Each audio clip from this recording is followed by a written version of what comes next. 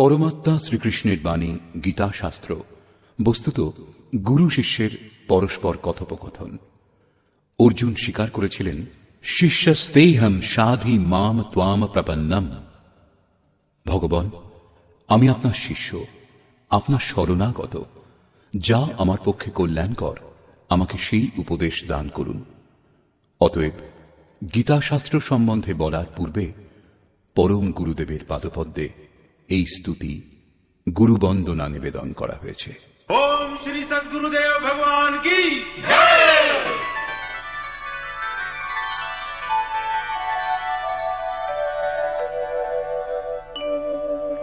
जय सद्गुरुदेवं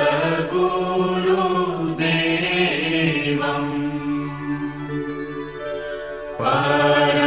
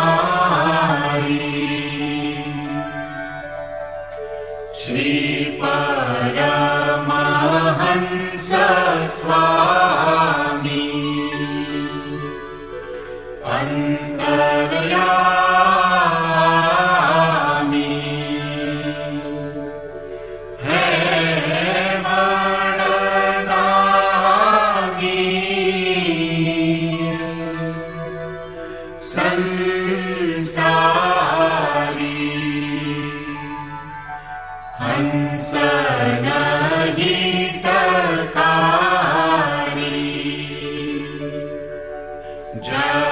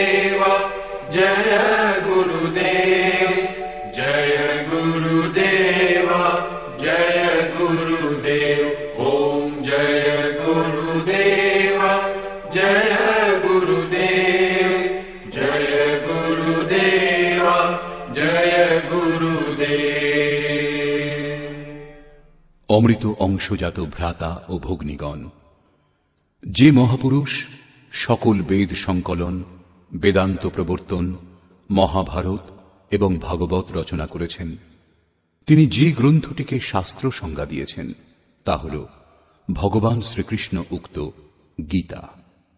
বর্তমানে বিভিন্ন ধরনের পূজা পদ্ধতি এবং পরস্পর বিরোধী সংগঠনগুলি ধর্মের নামে প্রচলিত, যদিও ধর্মের উদ্দেশ্যই হল একমাত্র পরমাত্মার অনুসন্ধান করা।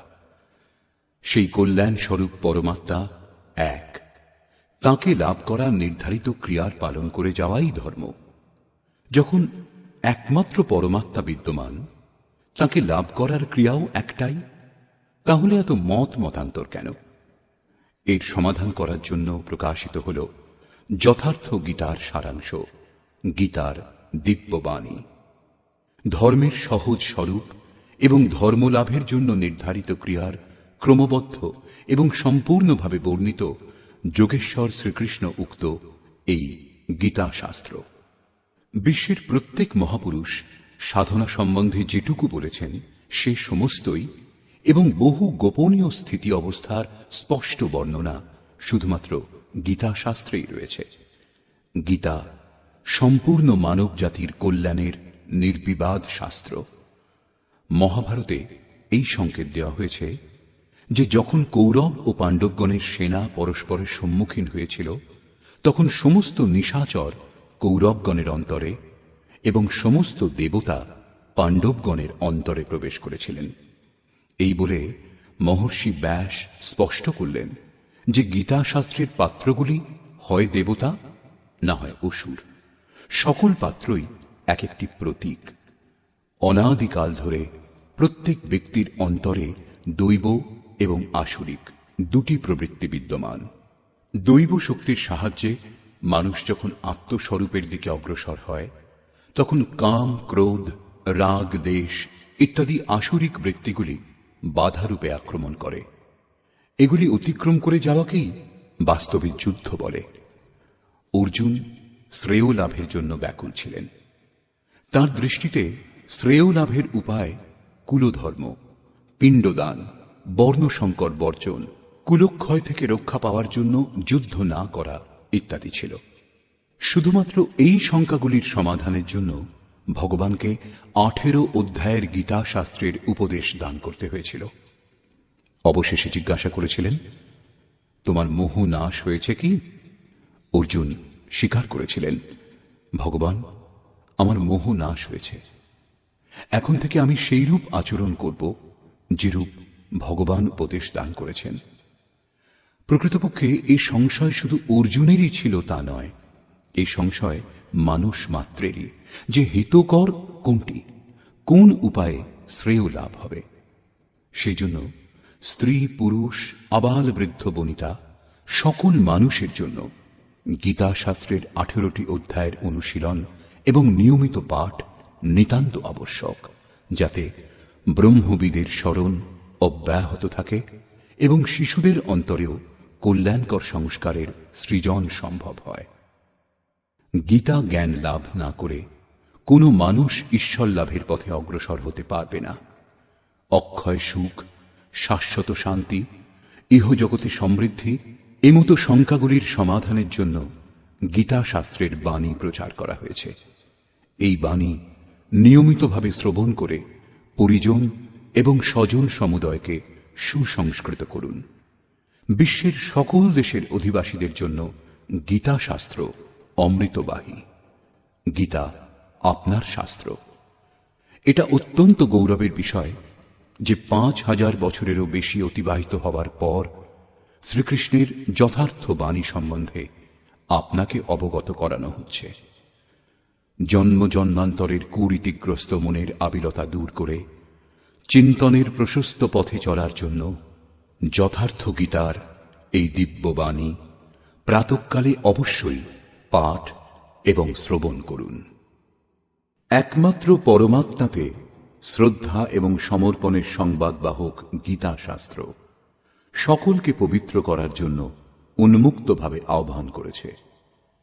বিশ্বের যে কোনো স্থানের নিবাসী, ধনী অথবা গরিব, কুলীন বা আদিবাসী, পুণ্যাত্মা এবং পাপী, স্ত্রী এবং পুরুষ, সদাচারী এবং অত্যন্ত দুরাচারী সবারই গীতায় প্রবেশের অধিকার রয়েছে। বিশেষ করে পাপীদেরই উদ্ধারের সুগম পথের নির্দেশ দিয়েছে গীতা শাস্ত্র। পুণ্যাত্মাগণ তো সবসময়ই ভজনা করেন। নিবেদিত হল সেই গীতা শাস্ত্রের অদ্বিতীয় ব্যাখ্যা, যথার্থ গীতার দিব্য সন্দেশ।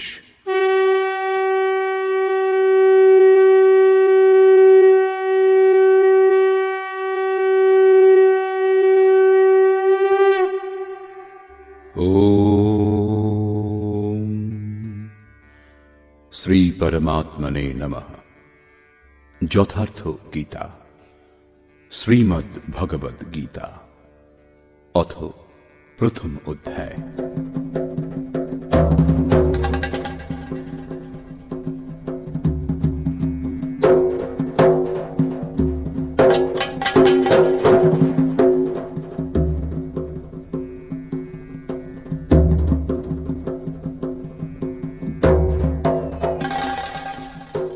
ধৃতরাষ্ট্র উবাচ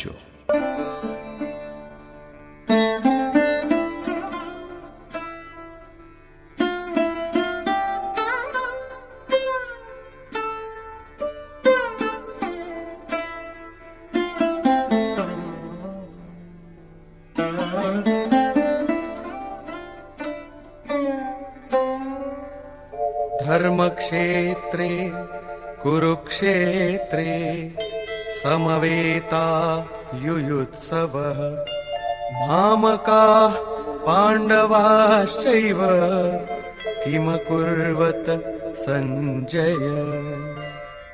ধৃতরাষ্ট্র জিজ্ঞাসা করলেন, হে সঞ্জয়, ধর্মভূমি কুরুক্ষেত্রে যুদ্ধার্থে সমবেত হয়ে আমার এবং পাণ্ডুর পুত্রগণ কি করল?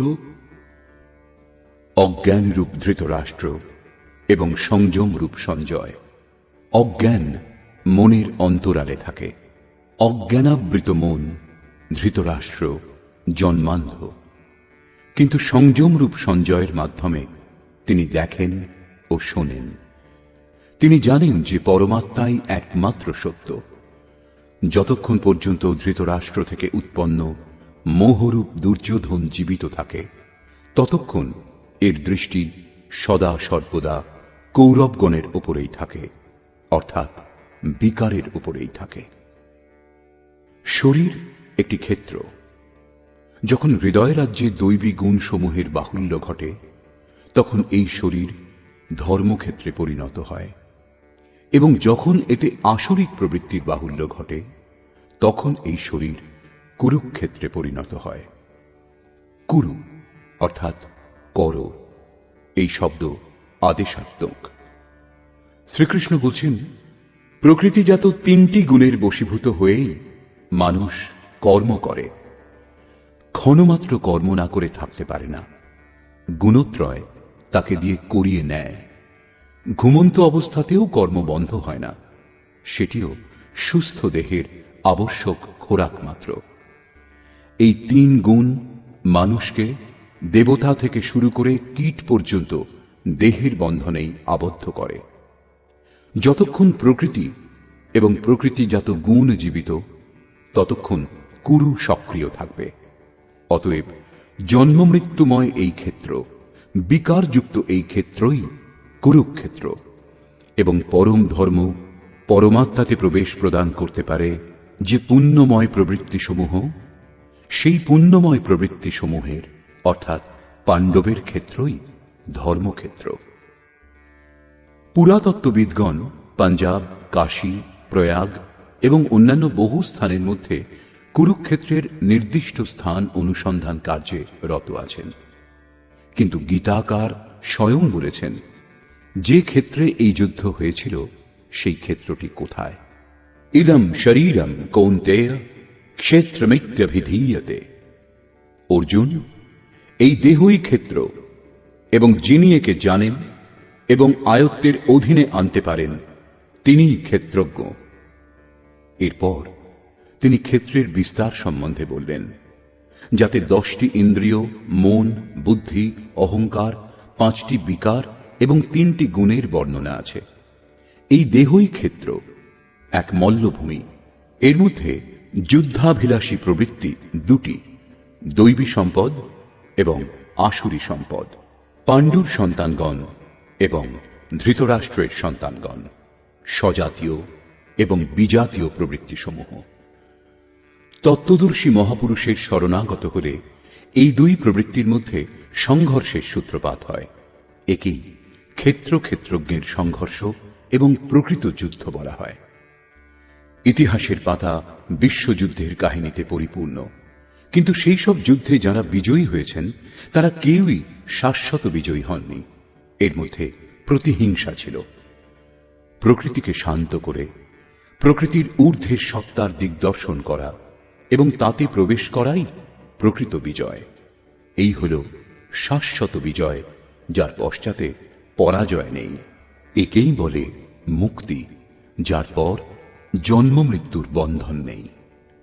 এইভাবে অজ্ঞানে আবৃত প্রত্যেক মন সংযমের দ্বারা জানতে পারে ক্ষেত্র ক্ষেত্রজ্ঞের যুদ্ধের পরিণাম কি হয়। যার যেমন সংযম বৃদ্ধিপ্রাপ্ত হয়, তেমনি তার দৃষ্টি খুলতে থাকে। সঞ্জয় উবাচ।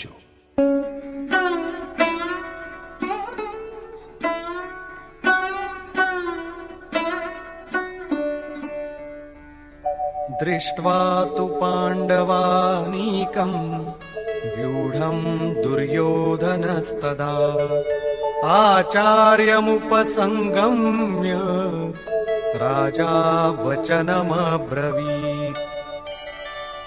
সেই সময় রাজা দুর্যোধন ব্যূহ রচনাযুক্ত পাণ্ডবগণের সেনাকে দেখে দ্রোণাচার্যের কাছে গিয়ে এই কথা বললেন। দ্বৈতের আচরণই দ্রোণাচার্য। যখন অনুভব হয় যে পরমাত্মা থেকে আমরা পৃথক, একেই বলে দ্বৈতবোধ, তখনই তাঁকে লাভ করার জন্য ব্যাকুলতা জেগে ওঠে। তখনই আমরা গুরুর খোঁজে বেরিয়ে পড়ি। দুই প্রবৃত্তির মধ্যে একেই প্রাথমিক গুরু বলা যেতে পারে, যদিও পরে যোগেশ্বর শ্রীকৃষ্ণই সদ্গুরু হবেন, যিনি যোগের পূর্ণ স্থিতি প্রাপ্ত মহাপুরুষ। রাজা দুর্যোধন আচার্যের কাছে যান। মোহরূপ দুর্যোধন, মোহই সকল ব্যাধির মূল ও রাজা। দুর্যোধন দূর অর্থাৎ দূষিত, যৌধন অর্থাৎ সেই ধন। আত্মিক সম্পত্তি স্থির সম্পত্তি, তাতে যে আবিলতা সৃষ্টি করে তা মোহ। এই মোহ প্রকৃতির দিকে আকৃষ্ট করে এবং প্রকৃত জ্ঞানের জন্য প্রেরণাও প্রদান করে। মোহ আছে বলেই জানার প্রশ্নও আছে, অন্যথা সকলই পূর্ণ। অতএব ব্যূহ রচনাযুক্ত পাণ্ডবগণের সেনাকে দেখে, অর্থাৎ পুণ্যজাত সজাতীয় বৃত্তিসমূহকে সংগঠিত দেখে মোহরূপ দুর্যোধন প্রথম গুরু দ্রোণের কাছে গিয়ে বললেন, पश्यैताम् पाण्डुपुत्राणाम् आचार्य महतीम् च व्यूढाम् द्रुपदपुत्रेण तव शिष्येण धीमता। হে আচার্য, আপনার বুদ্ধিমান শিষ্য দ্রুপদ পুত্র ধৃষ্টদ্যুম্ন দ্বারা বুহাকার রচিত পাণ্ডুপুত্রগণের এই বিপুল সৈন্য সমাবেশ দর্শন করুন।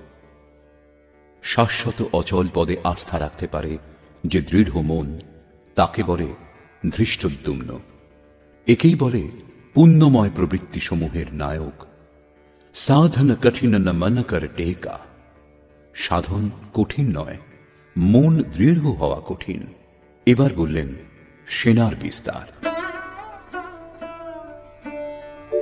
अत्र शूरा महेश्वासा भीमार्जुन समायुधि युयुधानो विराटश्च द्रुपदश्च महारथः। এই সেনার মধ্যে মহেশবাসা, মহান ঈশ্বর তত্ত্বে অবস্থিতি প্রদান করতে সক্ষম যে ভাবরূপ ভীম, অনুরাগরূপ অর্জুন, এদের সমকক্ষ অনেক শূরবীর, যেমন সাত্ত্বিকতারূপ সাত্ত্বকী। বিরাট সর্বত্র ঈশ্বরীয় ভাবপ্রবাহের ধারণা। মহারথী রাজা দ্রুপদ অর্থাৎ অচল স্থিতি, এবং धृष्टकेतुश्चेकितानः काशीराजश्च वीर्यवान् पुरुजित् कुन्तिभोजश्च शैब्यश्च नरपुङ्गवः। ধৃষ্ট কেতু দৃঢ় কর্তব্য, চেকিতান মন যেখানেই যাক বলপূর্বক সেখান থেকে আকর্ষণ করে ইষ্টে স্থির করা। কাশীরাজ কায়ারূপ কাশীতেই সেই সাম্রাজ্য। পুরুজিত স্থূল সূক্ষ্ম ও কারণ শরীরকে জয় করতে সাহায্য করে যে, সেই পুরুজিত। কুন্তিভোজ কর্তব্যের দ্বারা জগতের উপর জয়লাভ, নরের মধ্যে শ্রেষ্ঠ। শৈব্য অর্থাৎ সত্য ব্যবহার। युधामन्युश्च विक्रान्तः उत्तमौजाश्च वीर्यवान् सौभद्रो द्रौपदेयाश्च सर्व एव महारथाः। এবং পরাক্রমশালী যুধামন্যু, যুদ্ধের অনুরূপ মনের বোধ। উত্তমৌজাহা শুভকামনায় মগ্ন সুভদ্রাপুত্র অভিমন্যু। শুভ আধার লাভ হলে মন ভয়মুক্ত হয়ে যায়। এরূপ শুভ আধার প্রাপ্ত অভয় মন ধ্যানরূপ দ্রৌপদীর পঞ্চপুত্র। বাৎসল্য, লাবণ্য, সহৃদয়তা, সৌম্যতা, স্থিরতা, এরা সকলেই এক একজন মহারথী। সাধন পথে সম্পূর্ণ যোগ্যতার সঙ্গে চলার শক্তি এরাই যোগায়। এইভাবে রাজা দুর্যোধন পাণ্ডব পক্ষের 15-20টি নামের উল্লেখ করলেন, যেগুলি দৈবী সম্পদের গুরুত্বপূর্ণ অঙ্গ। বিজাতীয় প্রবৃত্তির রাজা হওয়া সত্ত্বেও মোহই স্বজাতীয় প্রবৃত্তিসমূহকে অনুভব করতে বাধ্য করে। এরপর দুর্যোধন নিজের পক্ষের সংক্ষিপ্ত বর্ণনা করলেন। এই যুদ্ধ পার্থিব যুদ্ধ হলে সসৈন্য দলের সংখ্যা বাড়িয়ে বলতেন, বিকারের সংখ্যা কম প্রদর্শিত করলেন, যেহেতু এই বিকারগুলিকেই জয় করতে হবে। এরা বিনাশশীল। কেবল 5-7টি বিকার সম্বন্ধেই বলা হয়েছে, যাদের অন্তরালে বহির্মুখী প্রবৃত্তিসমূহ বিদ্যমান, যেমন अस्माकं तु विशिष्टाये तान्निबोध द्विजोत्तम नायका मम सैन्यस्य संज्ञार्थं तान् ब्रवीमि ते। হে দ্বিজোত্তম, আমাদের পক্ষে যে সকল বিশিষ্ট যোদ্ধা ও সেনাপতি আছেন তাদেরকে অবগত হন। আপনার অবগতির জন্য তাদের নাম বলছি। বাহ্য যুদ্ধে সেনাপতির জন্য দ্বিজোত্তম সম্বোধন অপ্রাসঙ্গিক। বস্তুত গীতাশাস্ত্রে অন্তঃকরণের 2টি প্রবৃত্তির সংঘর্ষের বর্ণনা করা হয়েছে, যেখানে দ্বৈতের আচরণই হল দ্রোণ। যতক্ষণ আমরা লেশমাত্র আরাধ্য থেকে পৃথক, ততক্ষণ প্রকৃতি বিদ্যমান, দ্বৈত বিদ্যমান। এই দ্বিকে জয় করার প্রেরণা প্রথম গুরু দ্রোণাচার্যের কাছে পাওয়া যায়। অপূর্ণ শিক্ষাকে সম্পূর্ণভাবে জানার প্রেরণা প্রদান করে। এটা পূজাস্থান নয়, এখানে শৌর্যসূচক সম্বোধন হওয়া উচিত। বিজাতীয় প্রবৃত্তির কে কে নায়ক?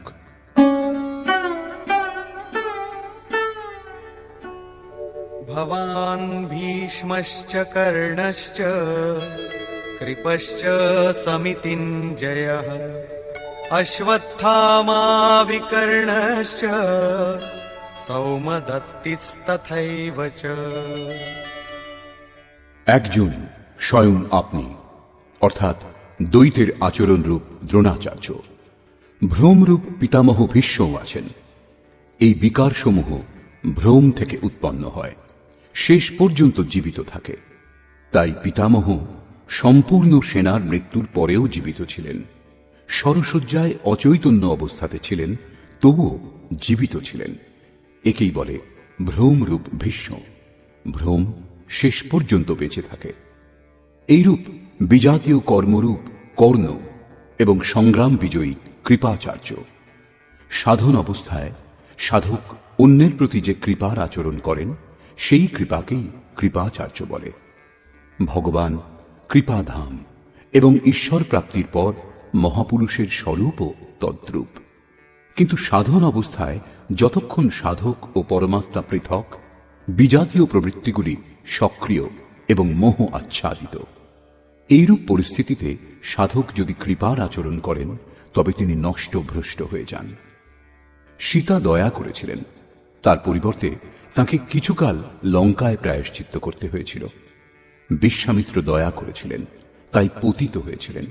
যোগসূত্রকার মহর্ষি পতঞ্জলিও এই কথাই বলেছেন, তে সমাধা উপসর্গা ব্যুত্থানে সিদ্ধয়া, অর্থাৎ ব্যুত্থানকালে যোগলব্ধ শক্তি প্রকট হয়।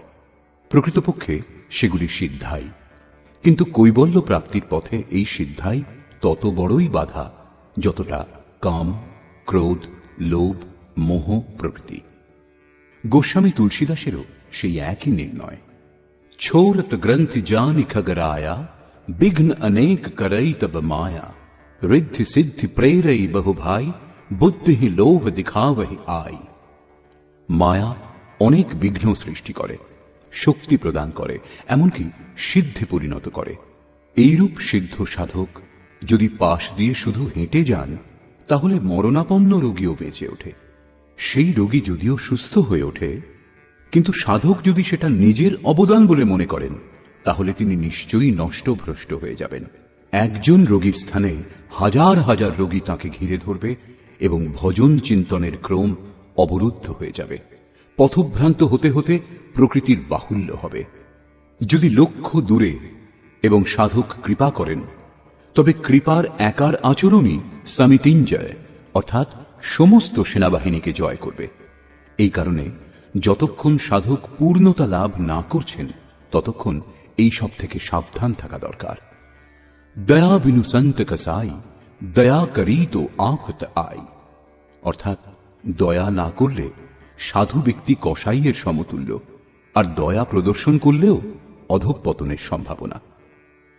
এইরূপ আসক্তিরূপ অশ্বত্থামা জগতের অর্থাৎ জাগতিক যে কোনো বস্তুর প্রতি আকর্ষণকেই আসক্তি বলে। দ্বৈতের আচরণই দ্রোণাচার্য। এই দ্বৈতই আসক্তির জন্মদাতা। শস্ত্রধারী অবস্থাতে আচার্য দ্রোণকে বধ করা সম্ভব ছিল না, তিনি অজেয় ছিলেন। ভগবান শ্রীকৃষ্ণ বলেছিলেন, কৌরব পক্ষের একটি হাতির নাম অশ্বত্থামা, ভীম সেই হাতিটিকে হত্যা করেছে, অশ্বত্থামা মারা গিয়েছে, এইরূপ ঘোষণা করুন। এই অপ্রিয় ঘটনার কথা শুনে আচার্য মর্মাহত হয়ে শিথিল হয়ে যাবেন, সেটাই তাকে বধ করার উপযুক্ত সময়। ভীম হাতিটিকে বধ করে হত্যা করে প্রচার করেছিলেন, অশ্বত্থামা মারা গিয়েছে। আচার্য দ্রোণ ভেবেছিলেন তার পুত্র অশ্বত্থামা মারা গিয়েছে। তিনি শোকে মুহ্যমান হয়ে পড়েছিলেন, ধনুক তার হাত থেকে পড়ে গিয়েছিল। তিনি হতাশ নিশ্চেষ্ট হয়ে যুদ্ধভূমিতে বসে পড়েছিলেন। সেই মুহূর্তে তাকে বধ করা হয়েছিল। পুত্রের প্রতি অত্যধিক আসক্তি তার মৃত্যুর কারণ হয়ে দাঁড়িয়েছিল। অশ্বত্থামা দীর্ঘজীবী ছিলেন, নিবৃত্তির শেষ মুহূর্ত পর্যন্ত বাধা দেয়, তাই একে অমর বলা হয়েছে। বিকল্পরূপ বিকর্ণ সাধনার উন্নত অবস্থাতে মনে কিছু অসাধারণ কল্পনার উদয় হয়। মনে সংকল্প বিকল্প জাগে যে স্বরূপ লাভের পর ভগবানের তরফ থেকে কিরূপ সিদ্ধাই, কিরূপ অলৌকিক শক্তি প্রদান করা হবে। সাধক ঈশ্বর চিন্তনের পরিবর্তে ঈশ্বরের ঐশ্বর্যের চিন্তা করতে শুরু করেন। যদিও সাধকের উচিত একাগ্র হয়ে কর্ম করে যাওয়া, ফললাভের কামনা করা উচিত নয়, কিন্তু যখন তিনি সিদ্ধাই অর্থাৎ যোগলব্ধ শক্তির কামনা করতে শুরু করেন, তখন এইরূপ মনোভাব অর্থাৎ বিকল্পকেই বিকর্ণ বলে। এই কল্পনাগুলি অসাধারণ, কিন্তু সাধনাতে ভয়ঙ্করভাবে বাধা দেয়। ভ্রম উৎপাদক সাহসী হল ভূরিশ্রবা। সাধনা স্তর উন্নত হলে সকলেই সাধকের প্রশংসা করতে শুরু করেন, বলে ইনি মহাত্মা, ইনি সিদ্ধ পুরুষ, দিব্য গুণের অধিকারী। তার সম্মুখে লোকপাল ও বিনীত হয়ে যান। এমন ব্যবহার এবং প্রশংসা দ্বারা সাধক আনন্দের আতিশয্যে পথহারা হন। এইরূপ শ্বাসকেই ভূরিশ্রবা বলা হয়। পূজ্য গুরুদেব বলতেন, সমাজ যদি পুষ্পবৃষ্টি করে, প্রশংসা করে, বিশ্ববন্দ জগৎগুরু বলে, তোমার তাতে কিছু লাভ হবে না, শুধু কান্নাকাটি করতে থাকবে। কিন্তু যদি ভগবান তোমাকে সাধুর আখ্যা দেন, তবে সর্বস্ব লাভ করবে।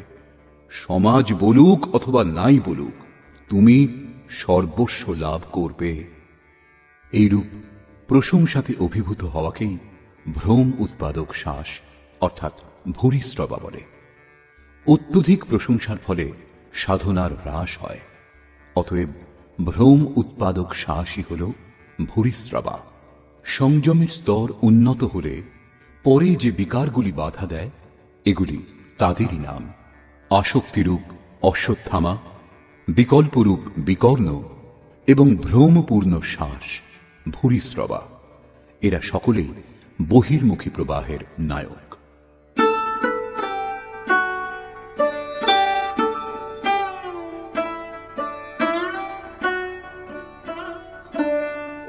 अन्ये च बहवः शूराः मदर्थे त्यक्तजीविताः नानाशस्त्रः प्रहरणाः सर्वे युद्धविशारदाः।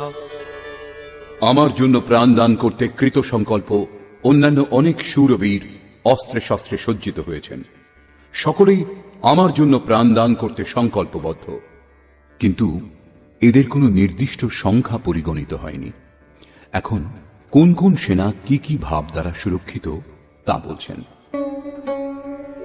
अपर्याप्तं तदस्माकं बलं भीष्माभिरक्षितम् पर्याप्तं त्विदमेतेषां बलं भीमाभिरक्षितम्। ভীষ্ম দ্বারা সুরক্ষিত আমাদের সেনা সর্বপ্রকারে অজেয়, কিন্তু ভীম দ্বারা পরিচালিত পাণ্ডবগণের সেনা জয় করা সহজ। পর্যাপ্ত এবং অপর্যাপ্তের মতো সংশ্লিষ্ট শব্দের প্রয়োগ দুর্যোধনের আশঙ্কাই ব্যক্ত করছে। অতএব দেখতে হবে যে ভীষ্ম কোন সত্তা যার উপর কৌরব সেনা নির্ভরশীল, এবং ভীম কোন সত্তা যার উপর, অর্থাৎ যে দৈবী সম্পদের উপর সম্পূর্ণ পাণ্ডব নির্ভরশীল। দুর্যোধন এবার নিজের সুব্যবস্থার জন্য নির্দেশ দিলেন। अयनेषु च सर्वेषु यथा भागमवस्थिताः भीष्ममेवाभिरक्षन्तु भवन्तः सर्व एव हि। এক্ষণে আপনারা সকলেই ব্যূহ সমূহের প্রবেশ দ্বারে স্ব স্ব স্থানে অবস্থিত হয়ে পিতামহ ভীষ্মকেই সকল দিক থেকে রক্ষা করুন। যদি ভীষ্ম জীবিত থাকেন তাহলে আমরা অজেয়। সেই জন্য আপনারা সকলে পাণ্ডবগণের সঙ্গে যুদ্ধ না করে কেবল ভীষ্মকেই রক্ষা করুন। কেমন যোদ্ধা ছিলেন ভীষ্ম, যিনি স্বয়ং নিজেকে রক্ষা করতে অক্ষম? কৌরব সেনাকে তার রক্ষার ব্যবস্থা করতে হচ্ছিল। এটা কোনো বাহ্য যুদ্ধ নয়, ভ্রমই ভীষ্ম। যতক্ষণ ভ্রম বিদ্যমান ততক্ষণ বিজাতীয় প্রবৃত্তিগুলি অর্থাৎ কৌরব অজেয়। অজেয় শব্দের অর্থ এই নয় যে অজেয়কে জয় করা যায় না। অজেয়র অর্থ হল দুর্জয়, একে জয় করা কষ্টসাধ্য। মহা অজয় সংসার রিপু জিতি সকই সো বীর। যখন ভ্রম মিটে যায় তখন অবিদ্যা অস্তিত্ববিহীন হয়ে পড়ে। মোহ ইত্যাদি যা কিছু আংশিক পরিমাণে টিকে থাকে তাও শীঘ্রই শেষ হয়। ভীষ্মের ছিল ইচ্ছা মৃত্যু, ইচ্ছাই ভ্রম, এবং এই ইচ্ছার সমাপ্তি ও ভ্রম দূর হওয়া একই ব্যাপার। একথাই সন্ত কবীর সরলভাবে বলেছেন, ইচ্ছা কায়া ইচ্ছা মায়া ইচ্ছা জগ উপজায়া কহ কবীর যে ইচ্ছা বিবর্জিত তা কা পার না পায়া। যেখানে ভ্রম নেই তা অপার ও অব্যক্ত। এই দেহের জন্মের কারণ ইচ্ছা, ইচ্ছাই মায়া, এবং ইচ্ছাই এই জগতের উৎপত্তির কারণ। সো কাময়ত তदैक्षत বহুশ্যাং প্রজায়েয় ইতি। কবির বলেছেন, যিনি সর্বপ্রকার কামনা রহিত তিনকা পার না পায়া, তিনি অপার অনন্ত অসীম তত্ত্ব উপলব্ধি করেন। यो कामो निष्काम आप्तकाम आत्मकामो न तस्य प्राणा उत्क्रामन्ति ब्रह्मैव सन् ब्रह्मप्येति। যিনি কামনা রহিত, আত্মাতে স্থির আত্মস্বরূপ, তার কখনো পতন হয় না, তিনি ব্রহ্মে একীভূত হন। সাধনের আরম্ভে ইচ্ছাগুলি অনন্ত হয়।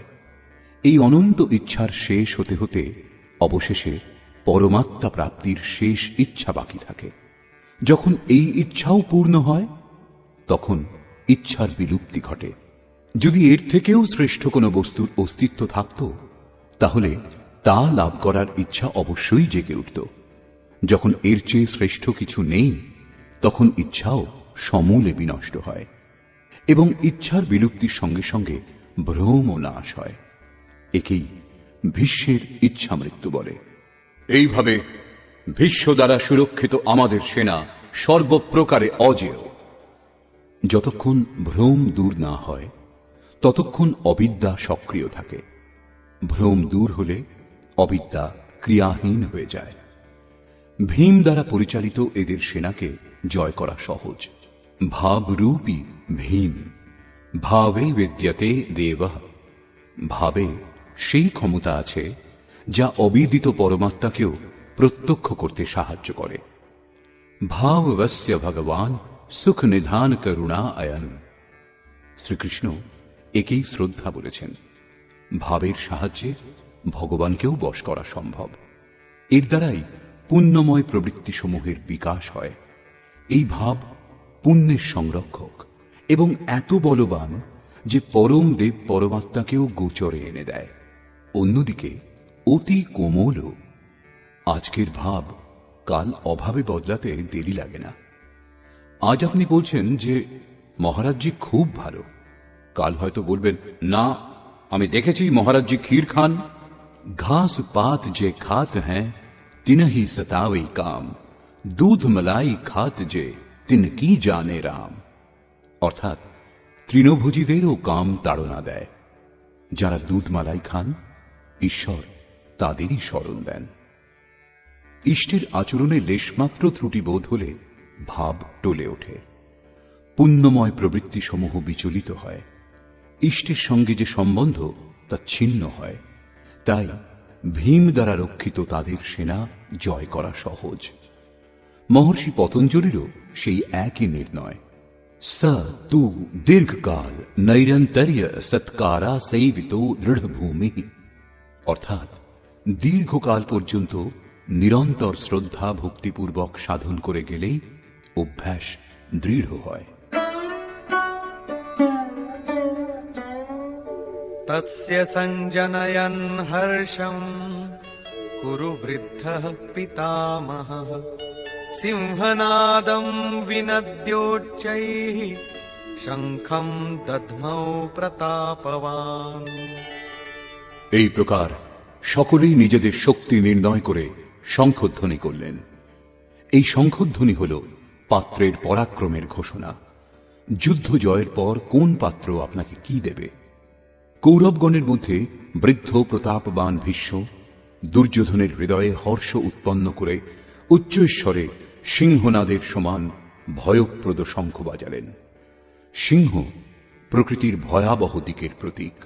ঘোর জঙ্গলের নীরব স্থানে নির্জনে সিংহের গর্জন যদি কানে আসে, তাহলে দেহের লোম খাড়া হয়ে যাবে, ভয়ে হৃদয় কাঁপতে শুরু করবে, যদিও সিংহ থেকে আপনি বহু দূরে। ভয় প্রকৃতিজাত, পরমাত্মায় তার স্থান নেই, কারণ পরমাত্মা অভয় সত্তা। ভ্রমরূপ ভীষ্ম বিজয়ী হলে প্রকৃতির যে ভয়ারণ্যের মধ্যে আপনি আছেন, তার থেকেও ভয়ঙ্কর ভয়ের আবরণ আপনাকে ঢেকে ফেলবে। ভয়ের আরো একটি স্তর বৃদ্ধি পাবে, ভয়ের আবরণ আরো ঘন হয়ে উঠবে। এছাড়া ভ্রম আর কিছু দিতে পারে না। অতএব প্রকৃতি থেকে নিবৃত্তি গন্তব্যে যাওয়ার পথ। সংসারী প্রবৃত্তি প্রতারণা করে, ঘোর অন্ধকারময়। এর বেশি কোনো ঘোষণা কৌরবদের নেই। কৌরব পক্ষ থেকে কয়েকটি বাদ্য একসঙ্গে বেজে উঠল, কিন্তু সেগুলিও ভয় প্রদান করা ছাড়া আর কিছু দিতে পারল না। প্রত্যেক বিকার কিছু না কিছু ভয়ই প্রদান করে। সেজন্য তারাও ঘোষণা করলেন, ততঃ শঙ্খাশ্চ ভৈর্যশ্চ পণবানক গোমুখাঃ সহসৈবাভ্যহন্যন্ত সশব্দস্তু মূলোऽভবৎ। এরপর অনেক শঙ্খ, ভেরি, ঢোল এবং রণশৃঙ্গাদি রণবাদ্যযন্ত্র একসঙ্গে বেজে উঠল। সেগুলির শব্দ অত্যন্ত ভয়ঙ্কর পরিস্থিতি সৃষ্টি করল। ভয় সঞ্চার করার অতিরিক্ত কৌরবদের কোনো ঘোষণা নেই। বহির্মুখী বিজাতীয় প্রবৃত্তি সফল হলে মোহরূপ অন্ধকার আরো ঘন করে দেয়। এরপর পুণ্যময় প্রবৃত্তিসমূহের দিক থেকে ঘোষণা করা হল, যার মধ্যে প্রথম ঘোষণাটি যোগেশ্বর শ্রীকৃষ্ণের। ততঃ শ্বেতৈর্হয়ৈর্যুক্তে महति स्यन्दने स्थितौ माधवः पाण्डवश्चैव दिव्यौ शङ्खौ प्रदध्मतु। অতঃপর শ্বেতাশ্বযুক্ত, অর্থাৎ যাতে বিন্দুমাত্র কালিমা বা দোষ ছিল না, শ্বেতবর্ণ সাত্ত্বিক এবং নির্মলতার প্রতীক মহতি স্যন্দনে উত্তম রথে উপবিষ্ট যোগেশ্বর শ্রীকৃষ্ণ এবং অর্জুনও অলৌকিক শঙ্খ বাজালেন। অলৌকিকের অর্থ লোকাতীত। মৃত্যুলোক, দেবলোক, ব্রহ্মলোক জন্ম মৃত্যুর ভয় যত দূর পর্যন্ত, সেই সমস্ত লোকের অতীত পারলৌকিক পারমার্থিক স্থিতি প্রদান করার ঘোষণা যোগেশ্বর শ্রীকৃষ্ণ করলেন। সোনা রূপ অথবা কাঠের রথ ছিল না, সেই রথ অলৌকিক ছিল, সেই শঙ্খ অলৌকিক ছিল, অতএব ঘোষণাও অলৌকিক। একমাত্র ব্রহ্মলোক সমস্ত লোকের ঊর্ধ্বে স্থিত, সরাসরি ব্রহ্মলোকের সঙ্গে সম্পর্ক স্থাপন করাবার ঘোষণা করলেন। কি রূপে তিনি এই স্থিতি প্রদান করবেন? पाञ्चजन्यम् ऋषिकेशो देवदत्तम् धनञ्जयः पौण्ड्रम् दध्मौ महाशङ्खम् भीमकर्मावृकोदरः। ঋষিকেশ, যিনি হৃদয়ের সর্বস্বের জ্ঞাতা, সেই শ্রীকৃষ্ণ পাঞ্চজন্য শঙ্খ বাজালেন। পাঁচটি জ্ঞানেন্দ্রিয়কে অর্থাৎ শব্দ, স্পর্শ, রূপ, রস, গন্ধ, পঞ্চতন্মাত্রার রসে জড়িয়ে স্বজন অর্থাৎ ভক্তের শ্রেণীতে দাঁড় করাবার ঘোষণা করলেন। ভয়ঙ্করভাবে ভ্রান্ত ইন্দ্রিয়সমূহকে সংযত করে সেবকের শ্রেণীতে দাঁড় করানো, হৃদয়ের প্রেরক সদ্গুরুর কৃপা। শ্রীকৃষ্ণ যোগেশ্বর সদ্গুরু ছিলেন। শিষ্যস্তেহং, ভগবান আমি আপনার শিষ্য। বাহ্য বিষয়বস্তুকে ত্যাগ করে ধ্যানে ইষ্টের অতিরিক্ত অন্য কিছু দেখা, শোনা ও স্পর্শ না করা সদ্গুরুর প্রভাব সঞ্চারণের উপর নির্ভর করে। দেবদত্যম ধনঞ্জয়া, দৈবী সম্পত্তিকে অধীনে করে যে অনুরাগ, সেই অনুরাগই অর্জুন। ইষ্টের অনুরূপ শ্রদ্ধা, যাতে বিরহ, বৈরাগ্য ও অশ্রুপাত হয়। যেমন গদগদ গিরা নয়ন বহ নীরা, রোমাঞ্চ হয় যখন অন্তরে ইষ্ট ছাড়া অন্য কোনো বিষয়বস্তুর লেশমাত্র সংঘর্ষ হয় না, তখন এই অবস্থাকে অনুরাগ বলা হয়।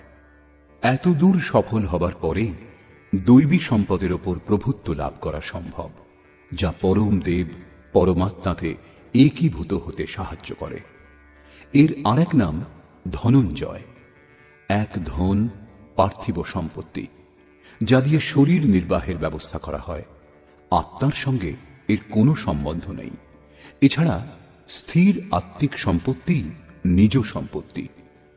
বৃহদারণ্যকোপনিষদে যাজ্ঞবল্ক মৈত্রেয়ীকে এই উপদেশ দিলেন, ধনসম্পন্ন পৃথিবীর স্বামিত্ব দ্বারাও অমৃতত্বের প্রাপ্তি সম্ভব নয়। এর উপায় হল আত্মিক সম্পত্তি। ঘোর কর্মা ভীম পৌণ্ড্র অর্থাৎ প্রীতি নামক মহাশঙ্খ বাজালেন। ভাবের উদ্গম এবং নিবাস স্থান হৃদয়, তাই এর আরেক নাম বৃকোদর। আপনাদের ভাব, স্নেহ ছোটদের প্রতি স্বভাবতই থাকে, কিন্তু সেই স্নেহ উৎপন্ন হয় আপনাদের হৃদয়ে, যা গিয়ে মূর্ত হয় ছোটদের প্রতি। এই ভাব অগাধ এবং মহাবলশালী। ভীম প্রীতি নামক শঙ্খ বাজালেন। এই প্রীতি ভাবের মধ্যেই নিহিত, তাই ভীম বাজালেন পৌণ্ড্র অর্থাৎ প্রীতি নামক মহাশঙ্খ। ভাব অত্যন্ত শক্তিশালী, কিন্তু প্রীতির মাধ্যমে তা সঞ্চার হয়। হর ব্যাপক সর্বত্র সমানা প্রেম তে প্রকট হোঁ হি মৈ জানা, অর্থাৎ ঈশ্বর সর্বত্র সমান রূপেই বিদ্যমান, কিন্তু তাকে প্রকট করতে হলে চাই হৃদয়ে বিরহ, বৈরাগ্য এবং উৎকট প্রেম।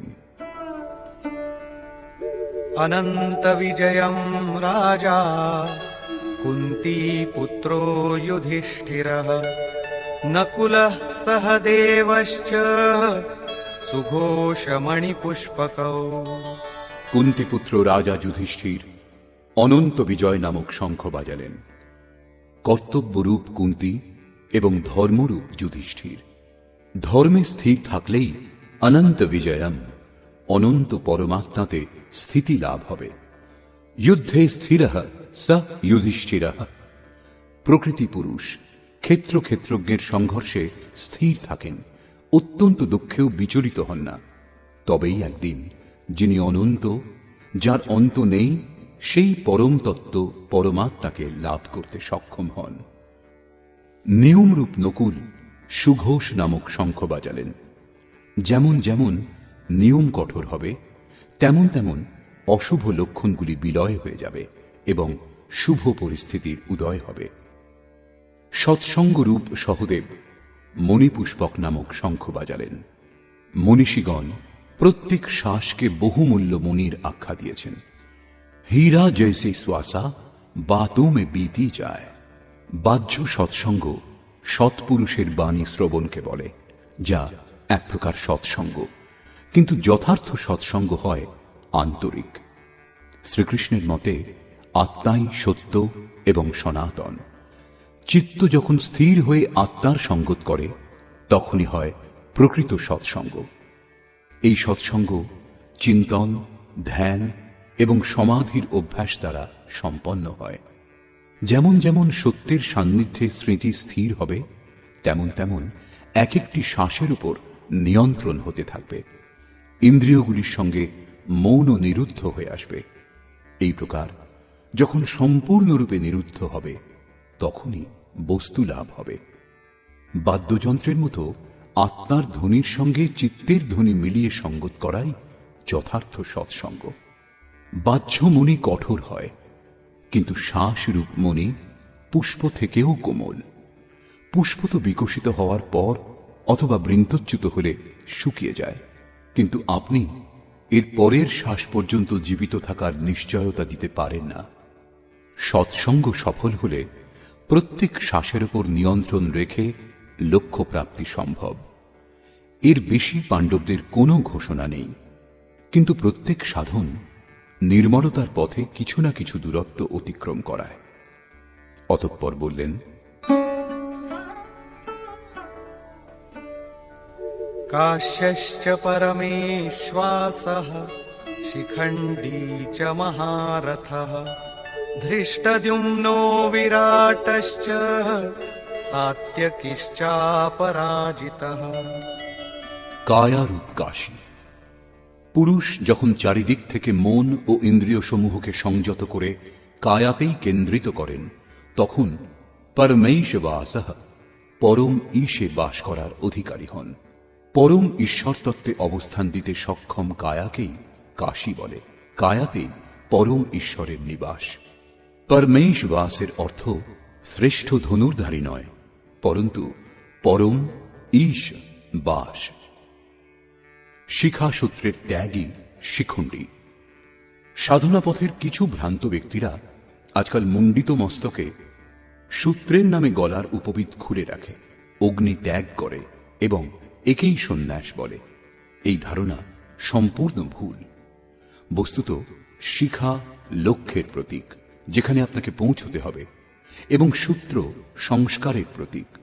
যতক্ষণ পরমাত্মার প্রাপ্তি না হয়, ততক্ষণ সংস্কারের সূত্রপাত হতেই থাকে। ততক্ষণ ত্যাগ কোথায়? কি প্রকার সন্ন্যাস? এখনো তো তিনি পথিক।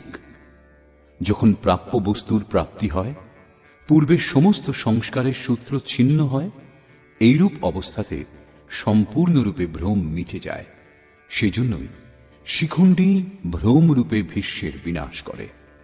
শিখণ্ডী চিন্তন পথের বিশিষ্ট যোগ্যতারূপ মহারথীকে বলে। ধৃষ্টদ্যুম্ন দৃঢ় ও অচল মন এবং বিরাট, সর্বত্র বিরাট ঈশ্বরের প্রসার দেখার ক্ষমতা, এইসবই হল দৈব সম্পদের প্রমুখ গুণ।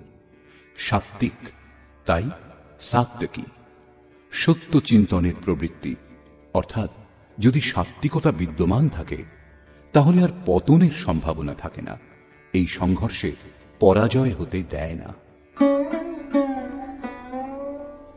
দ্রুপদো দ্রৌপদেয়াশ্চ সর্বশঃ পৃথিবীপতে সৌভদ্রশ্চ মহাবাহুঃ শঙ্খান দদ্মুঃ পৃথক পৃথক। অচল পদে প্রতিষ্ঠা দাতা দ্রুপদ এবং ধ্যানরূপ দ্রৌপদীর পঞ্চপুত্র সহৃদয়তা, বাৎসল্য, লাবণ্য, সৌম্যতা এবং স্থিরতা, এরা সাধন পথের শ্রেষ্ঠ সহায়ক মহারথী এবং দীর্ঘ বাহুযুক্ত অভিমন্যু। এরা সকলেই পৃথক পৃথক শঙ্খ বাজালেন। বাহু কার্যক্ষেত্রের প্রতীক। মন যখন ভয়মুক্ত হয় তখন তার শক্তি বহুদূর পর্যন্ত প্রসার লাভ করে। হে রাজন, এরা সকলেই পৃথক পৃথক শঙ্খ বাজালেন। কিছু কিছু দূরত্ব সকলেই অতিক্রম করান। এদের পালন আবশ্যক, তাই এদের নাম উল্লেখ করা হয়েছে। এছাড়া কিছু দূরত্ব যেটুকু বাকি থাকে তা মন ও বুদ্ধির অতীত। ভগবান স্বয়ং অন্তঃকরণে জাগ্রত হয়ে তা অতিক্রম করান, দৃষ্টিরূপে আত্মার রথী হয়ে যান এবং সম্মুখে দণ্ডায়মান হয়ে নিজের পরিচয় দেন।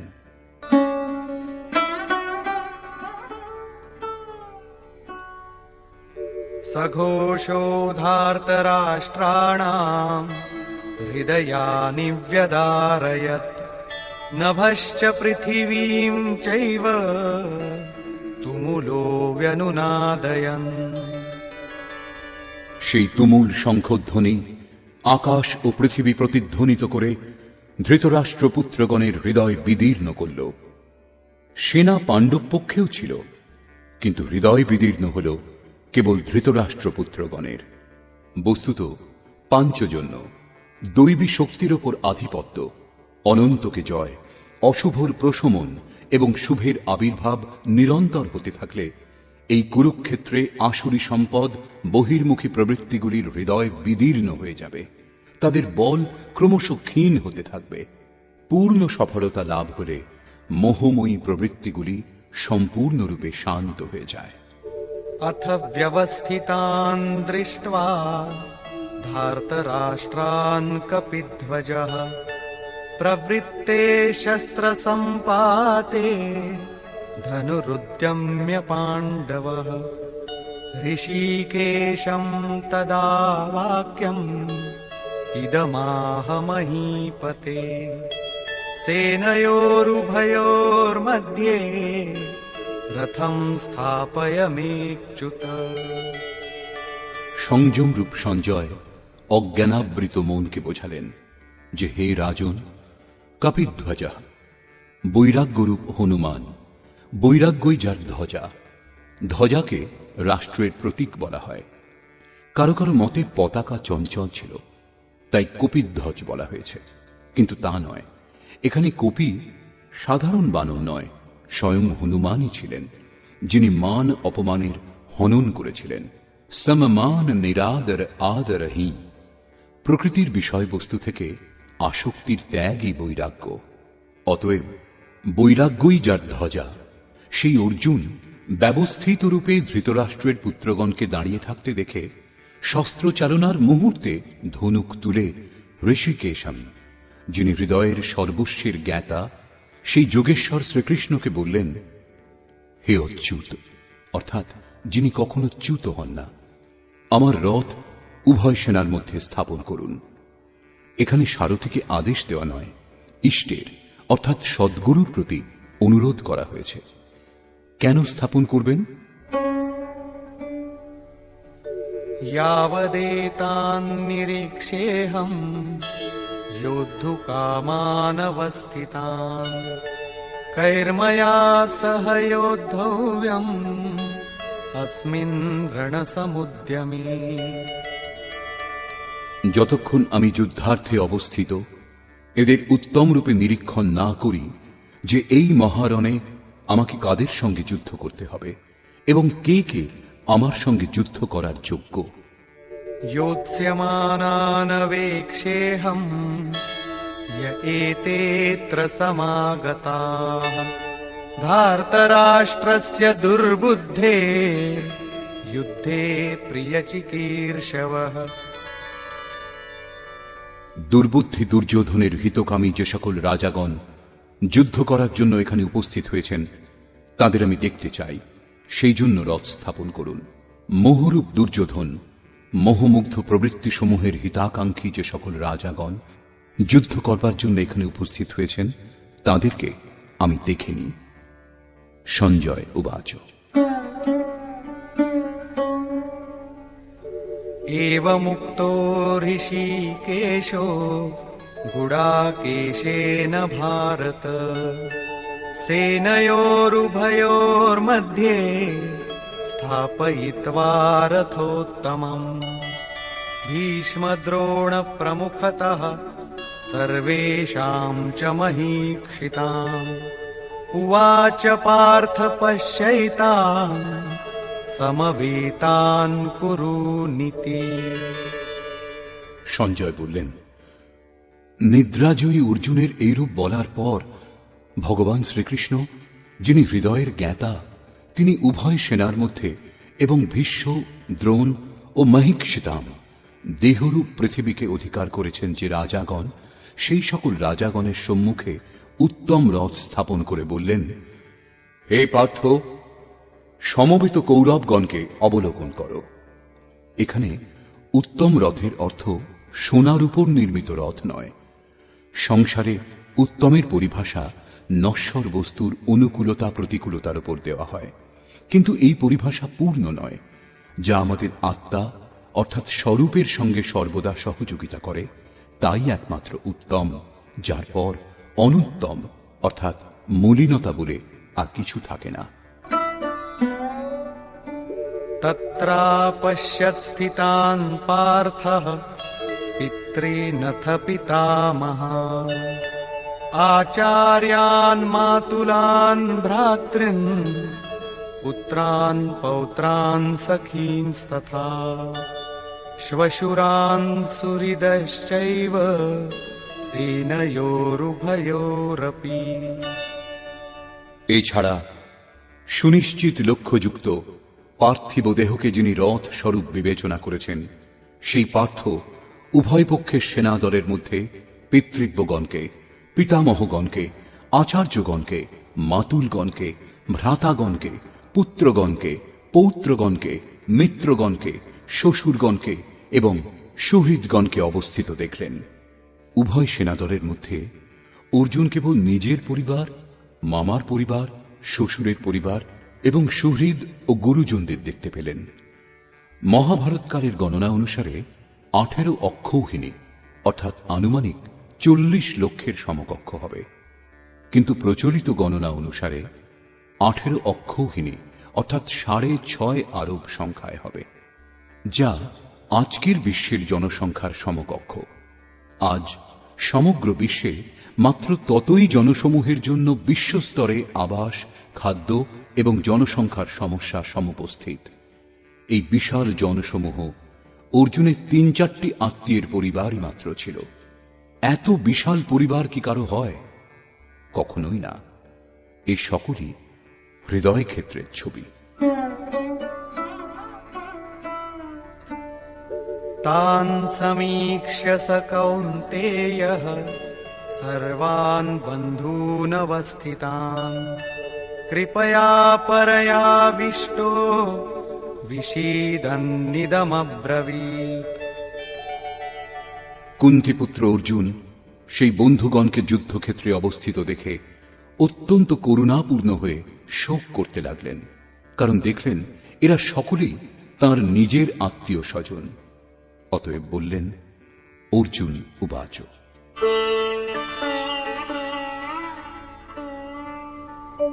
दृष्ट्वेमं स्वजनं कृष्ण युयुत्सुं समुपस्थितं सीदन्ति मम गात्राणि मुखं च परिशुष्यति वेपथुश्च शरीरे मे रोमहर्षश्च जायते। হে কৃষ্ণ, আত্মীয় স্বজনকে যুদ্ধার্থ উপস্থিত দেখে আমার অঙ্গ প্রত্যঙ্গাদি অবসন্ন, আমার মুখ শুষ্ক হচ্ছে, আমার শরীর কম্পিত ও রোমাঞ্চিত হচ্ছে। এখানেই শেষ নয়। गाण्डीवं स्रंसते हस्तात् त्वक्चैव परिदह्यते न च शक्नोम्यवस्थातुं भ्रमतीव च मे मनः। আমার হাত থেকে গান্ডীব খসে পড়ছে এবং চর্ম যেন দগ্ধ হচ্ছে। অর্জুন সন্তপ্ত হয়ে উঠছেন যে এই যুদ্ধ কি ধরনের, যার মধ্যে শুধু স্বজনই দাঁড়িয়ে। অর্জুনের ভ্রম হয়েছিল। তিনি বললেন, এখন আমি দাঁড়াতেও অসমর্থ, এখন এর বেশি আমার দেখার সামর্থ্য নেই। নিমিত্তানি চ পশ্যামি বিপরীতানি কেশব ন চ শ্রেয়োনুপশ্যামি হত্বা স্বজনমাহবে। হে কেশব, এই যুদ্ধের লক্ষণও বিপরীত দেখছি। যুদ্ধে আত্মীয়দের হত্যা করলে মঙ্গল হবে এও দেখি না, কুলকে বধ করলে কল্যাণ কিরূপে সম্ভব?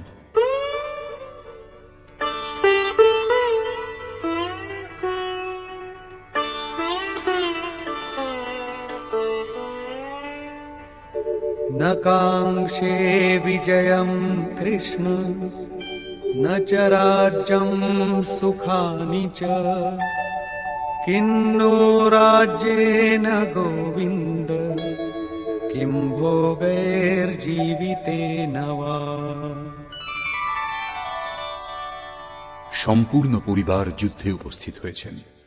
এদের যুদ্ধে বধ করে বিজয়, সেই বিজয়ের দ্বারা প্রাপ্ত রাজ্য ও রাজ্য সুখ অর্জুন চান না।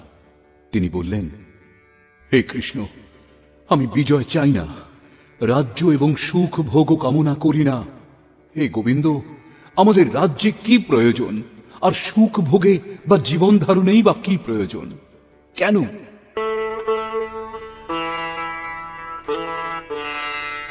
येषामर्थे काङ्क्षितं नो राज्यं भोगाः सुखानि च तैमेव स्थिता युद्धे प्राणांस्त्यक्त्वा धनानि च।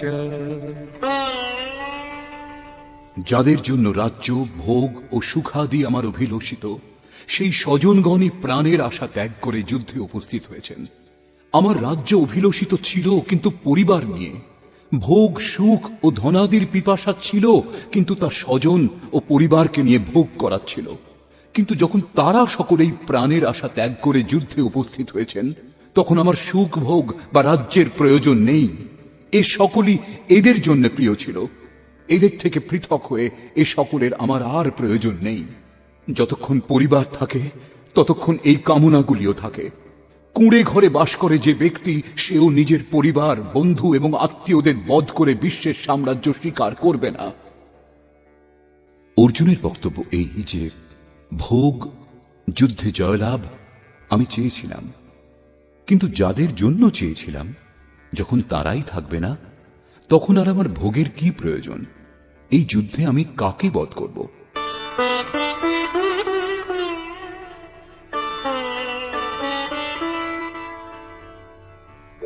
आचार्याः पितरः पुत्राः तथैव च पितामहाः मातुलाः श्वशुराः पौत्राः शालाः सम्बन्धिनस्तथा। এই যুদ্ধে আচার্যগণ, পিতৃব্যগণ, পুত্রগণ, পিতামহগণ, মাতুলগণ, শ্বশুরগণ, পৌত্রগণ, শ্যালকগণ এবং স্বজনগণই উপস্থিত হয়েছেন।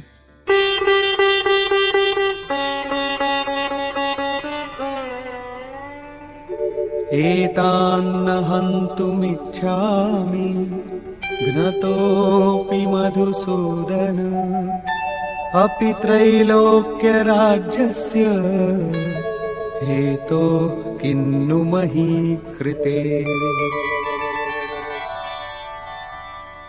হে মধুসূদন, এরা আমাকে বধ করলেও ত্রৈলোক্য রাজ্যের জন্য আমি এদের বধ করতে চাই না। পৃথিবী মাত্র রাজ্যের জন্য কি কথা? 18 অক্ষৌহিনী সেনার মধ্যে অর্জুন কেবল নিজের পরিবারকেই দেখতে পেয়েছিলেন। এত অধিক স্বজন বাস্তবে কারা? বস্তুত অনুরাগী অর্জুন। সাধন ভজনের শুরুতে প্রত্যেক অনুরাগী সমক্ষে এই সমস্যাই দেখা দেয়। সকলেই চায় সাধন ভজন করে পরম সত্যকে লাভ করতে। কিন্তু জ্ঞানী সদ্গুরুর সংরক্ষণে অনুরাগী সাধক যখন ক্ষেত্রজ্ঞের সংঘর্ষ অনুভব করেন, তাকে কার কার সঙ্গে যুদ্ধ করতে হবে বুঝতে পারেন, তখনই হতাশ হয়ে পড়েন। তিনি চান তার পিতার পরিবার, শ্বশুরের পরিবার, মামার পরিবার, সুহৃদ, বন্ধু এবং গুরুজন সবাই সঙ্গে থাকুন, সকলেই সুখী থাকুন এবং এদের সকলকে সুস্থিত করে তিনি পরমাত্মস্বরূপ লাভও করে নেবেন।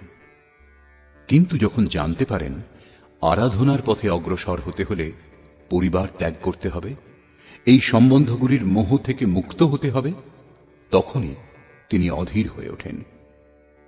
পূজ্য মহারাজজি বলতেন, মৃত্যু হওয়া এবং সাধু হওয়া একই ব্যাপার।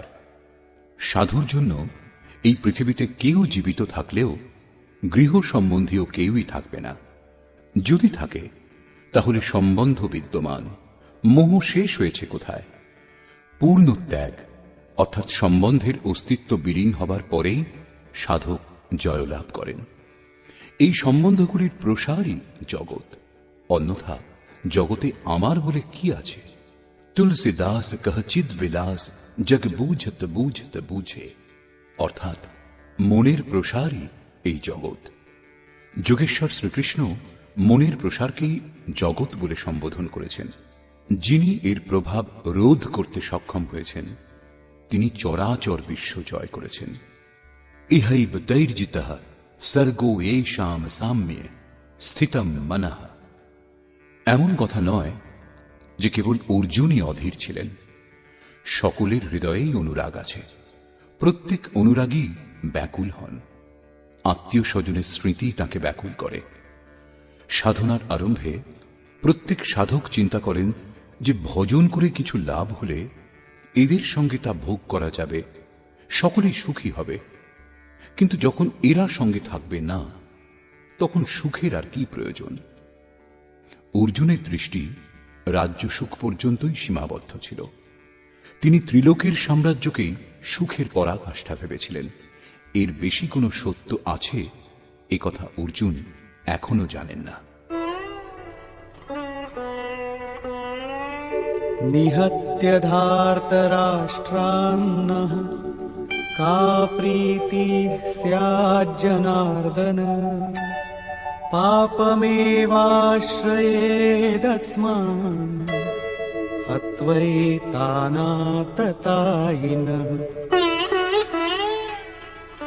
হে জনার্দন, ধৃতরাষ্ট্রের পুত্রগণকে বধ করলে আমাদের কি সুখ হবে? যেখানে ধৃতরাষ্ট্র অর্থাৎ ধৃষ্টতার রাষ্ট্র, তার থেকে উৎপন্ন মোহরূপ দুর্যোধনাদিকে বধ করলে আমাদের কি আনন্দ হবে? এই সকল আততায়ীকে হত্যা করলে আমাদের পাপই আশ্রয় করবে। জীবন যাপনের তুচ্ছ লাভের জন্য যে অনীতির সাহায্য নেয় তাকে আততায়ী বলে, কিন্তু যে আত্মোন্নতির পথে অবরোধ সৃষ্টি করে সে আরো বড় আততায়ী। আত্মদর্শনে বাধক কাম, ক্রোধ, লোভ, মোহ এইসবই আততায়ী।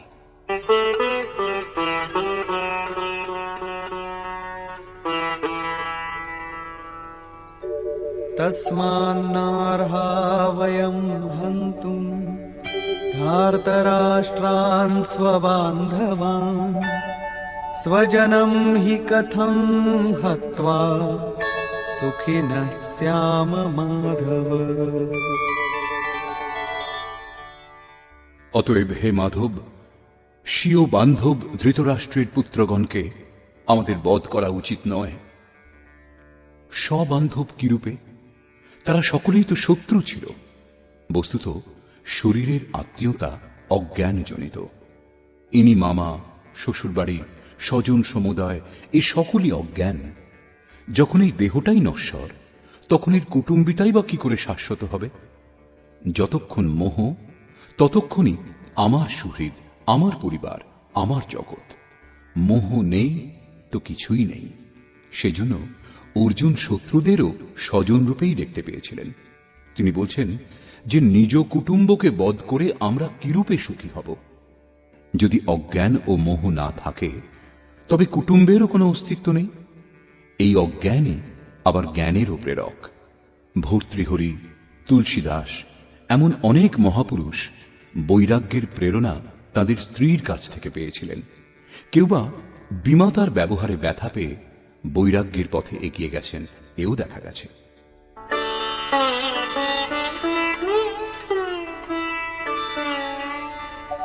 यद्यप्येतेन पश्यन्ति लोभोपहत चेतसः कुलक्षयकृतं दोषम् मित्रद्रोहे च पातकम्। যদিও এরা লোভে অভিভূত হয়ে কুলনাশ জনিত দোষ এবং মিত্রদ্রোহে যে পাপ হয় তা দেখছে না, এ দোষ তাদের। তা সত্ত্বেও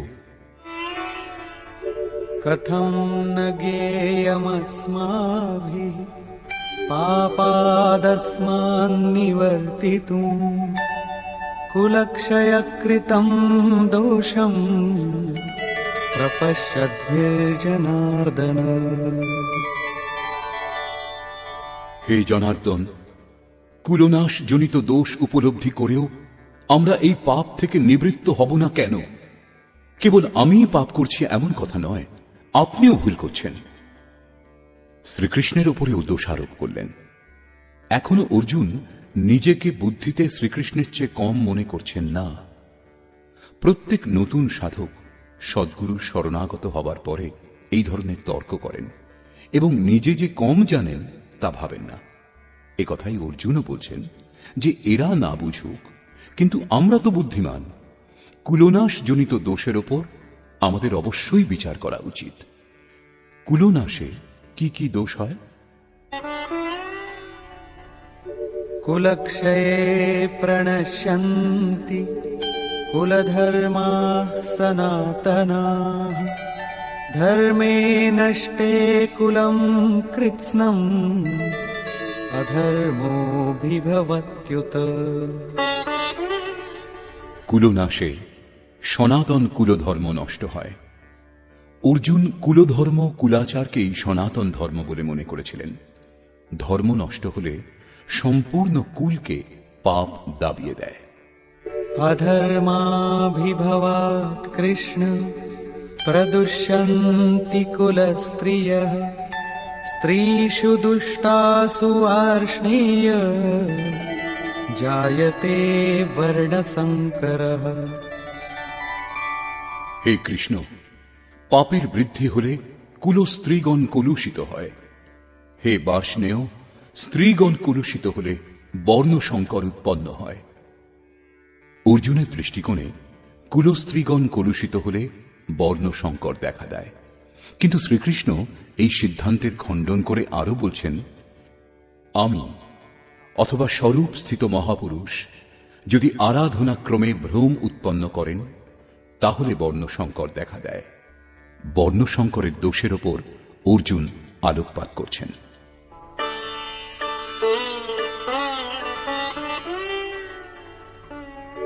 संकरो नरकायैव कुलघ्नानां कुलस्य च पतन्ति पितरो येषां लुप्तपिण्डोदकक्रियाः। বর্ণ সংকর হলে কুলনাশকগণ এবং কুল নরকে পতিত হয়। যাদের পিণ্ডক্রিয়া লুপ্ত হয়েছে তাদের পিতৃপুরুষগণ পতিত হন, বর্তমান নষ্ট হয়, পিতৃপুরুষগণ স্খলিত হন এবং উত্তর পুরুষদেরও পতন হবে। শুধু তাই নয়, दोषैरेतैः कुलघ्नानां वर्णसंकरकारकैः उत्साद्यन्ते जातिधर्माः कुलधर्माश्च शाश्वताः। এই সকল বর্ণ সংকর কারক দোষের দ্বারা কুল এবং কুলঘাতকগণের সনাতন কুলধর্ম এবং জাতি ধর্ম নষ্ট হয়। অর্জুন মনে করতেন কুলধর্ম সনাতন, কুলধর্মই শাশ্বত, কিন্তু শ্রীকৃষ্ণ একথা খণ্ডন করে বললেন, আত্মাই সনাতন শাশ্বত ধর্ম। বাস্তবিক সনাতন ধর্মকে জানার আগে মানুষ ধর্মের নামে কোনো না কোনো চিরাগত কুরীতি মেনে চলে, তেমনি অর্জুনও যা জানতেন শ্রীকৃষ্ণের অনুসারে তা কুপ্রথা। उत्सन्नकुलधर्माणां मनुष्याणां जनार्दन नरके नियतं वासो भवतीत्यनुशुश्रुम। হে জনার্দন, যাদের কুলধর্ম নষ্ট হয়েছে তাদের অনন্তকাল নরকে বাস করতে হয়, এইরূপ আমি শুনেছি। কেবল কুলধর্মই নষ্ট হয় না, পরন্তু শাশ্বত সনাতন ধর্ম নষ্ট হয়ে যায়। যাদের ধর্ম নষ্ট হয় তাদের অনন্তকাল পর্যন্ত নরকে বাস করতে হয়, এটা আমি শুনেছি, দেখিনি, কেবল শুনেছি। अहो बत महत् पापं कर्तुं व्यवसिता वयं यद्राज्यसुखलोभेन हन्तुं स्वजनमुद्यताः। দুঃখের বিষয় যে আমরা বুদ্ধিমান হয়েও মহা পাপ করতে প্রবৃত্ত হয়েছি, রাজ্য সুখের লোভে নিজ কুলকে হত্যা করতে উদ্যত হয়েছি। এখনো পর্যন্ত অর্জুন নিজেকে কম জ্ঞাতা বলে মনে করছেন না। শুরুতে প্রত্যেক সাধক এইরূপই বলেন। মহাত্মা বুদ্ধও বলেছেন, মানুষ আংশিক অবগত হলে নিজেকে মহাজ্ঞানী বলে মনে করেন, যখন অর্ধেকের বেশি অবগত হন তখন নিজেকে মহামূর্খ বলে মনে করেন। তেমনি অর্জুনও নিজেকে জ্ঞানীই ভাবছেন। তিনি শ্রীকৃষ্ণকেই বোঝাচ্ছেন যে এই পাপ থেকে পরম কল্যাণ হবে এমন কথাও নয়, কেবল রাজ্য সুখের লোভে পড়ে আমরা কুলনাশ করতে উদ্যত হয়েছি, খুব ভুল করছি। কেবল আমিই ভুল করছি এমন কথা নয়, আপনিও ভুল করছেন। শ্রীকৃষ্ণকেও নাড়া দিলেন। অবশেষে অর্জুন নির্ণয় করলেন, यदि मामप्रतीकारम् अशस्त्रं शस्त्रपाणयः धार्तराष्ट्रारणे हन्युः तन्मे क्षेमतरं भवेत्। প্রতিকার রহিত এবং নিরস্ত্র আমাকে যদি শস্ত্রধারী ধৃতরাষ্ট্রপুত্রগণ যুদ্ধে বধ করেন তাতে আমার অধিকতর কল্যাণ হবে। ইতিহাস তো বলবে যে অর্জুন জ্ঞানী ছিলেন, তাই আত্মবলি দিয়ে যুদ্ধ হতে দেননি। সন্তান সন্ততির সুখের জন্য, কুলের জন্য লোকে প্রাণের আহুতি পর্যন্ত দেয়। বিদেশে গিয়ে বৈভবপূর্ণ প্রাসাদে থাকলেও অল্পদিনের মধ্যেই নিজের কুঁড়ে ঘরের কথা মনে পড়ে। মোহ এত প্রবল হয়। তাই অর্জুন বললেন যে শস্ত্রধারী ধৃতরাষ্ট্রপুত্রগণ প্রতিকারে অনিচ্ছুক আমাকে যদি যুদ্ধে বধ করেন তবু তা আমার জন্য অতি কল্যাণকর হবে, পরিবার তো সুখী থাকবে। সঞ্জয় উবাচ।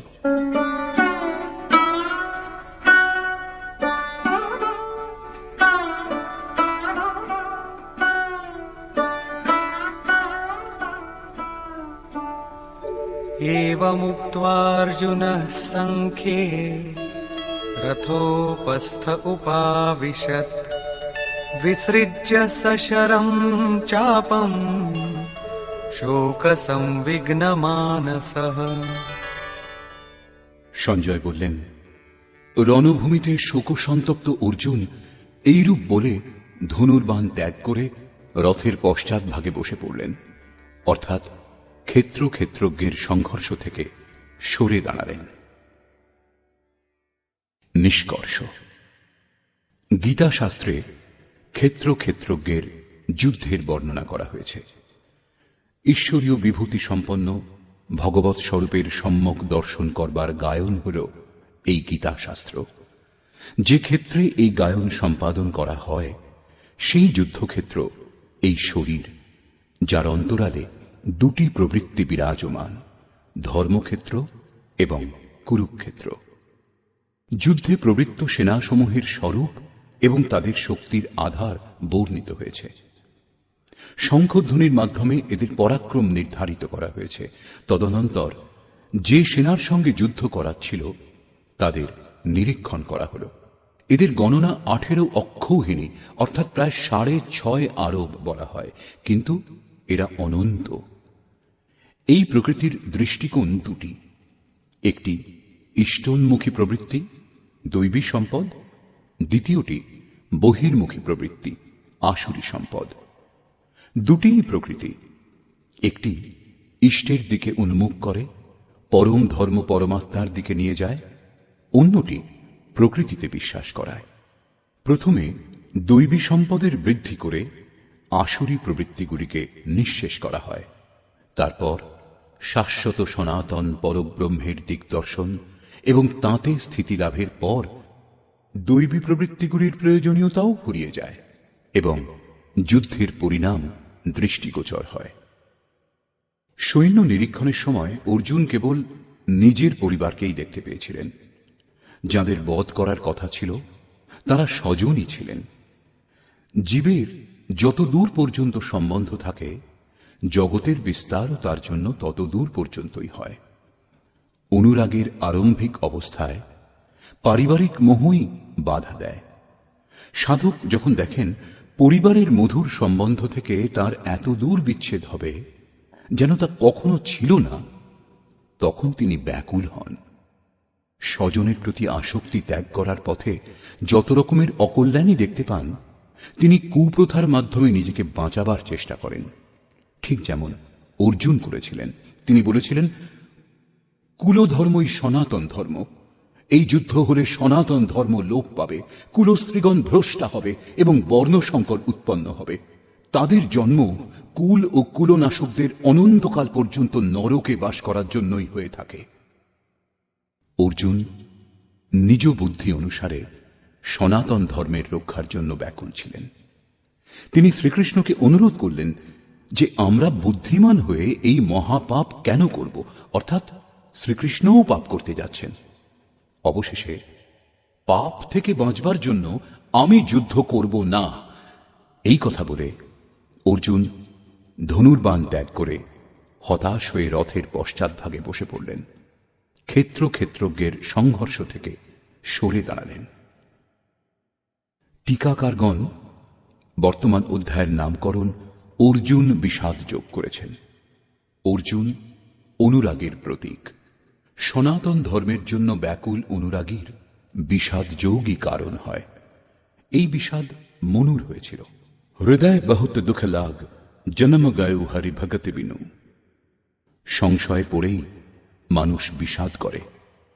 অর্জুনের সন্দেহ হয়েছিল যে বর্ণসংকর উৎপন্ন হবে, যারা নরকে নিয়ে যাবে, সনাতন ধর্ম লোপ পাবে, এমন বিষাদও তার হয়েছিল।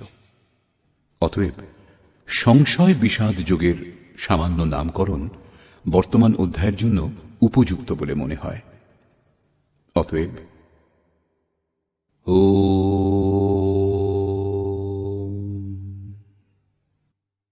এই প্রকার শ্রীমদ্ ভগবৎ গীতারূপী উপনিষদ এবং ব্রহ্মবিদ্যা তথা যোগশাস্ত্র বিষয়ক শ্রীকৃষ্ণ এবং অর্জুনের সংবাদে সংশয় বিষাদ যোগ নামক প্রথম অধ্যায় পূর্ণ হল। এই প্রকার শ্রীমৎ পরমহংস পরমানন্দজির শিষ্য স্বামী অর্গড়ানন্দকৃত শ্রীমদ্ ভগবৎ গীতার ভাষ্য যথার্থ গীতাতে সংশয় বিষাদ যোগ নামক প্রথম অধ্যায় সমাপ্ত হল। হরি ওম তৎসৎ।